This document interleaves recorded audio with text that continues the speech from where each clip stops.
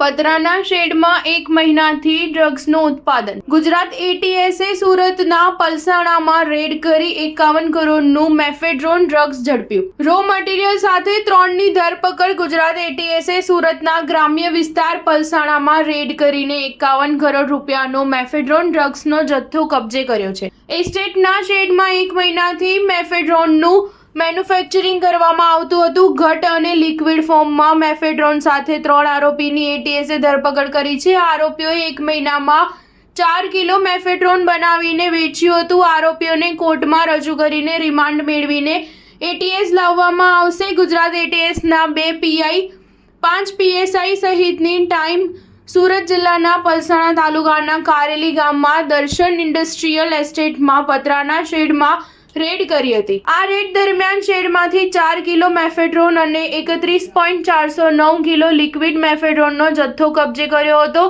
એટીએસે 51.409 કરોડના મેફેડ્રોન સાથે સુનિલ યાદવ, વિજય ગજેરા અને હરેશ કોરાટ નામના આરોપીની ધરપકડ કરી હતી. આરોપીઓ જૂનાગઢ, સુરત અને વાપીના રહેવાસી છે.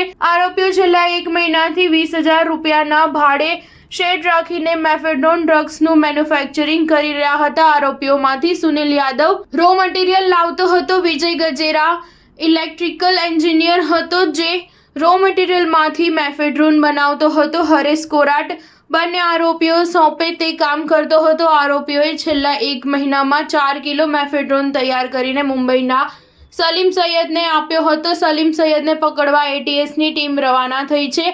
એટીએસના ડીવાયએસપી SL ચૌધરીએ જણાવ્યું હતું કે રેડ દરમિયાન 3 આરોપીઓ ઝડપી પાડ્યા હતા.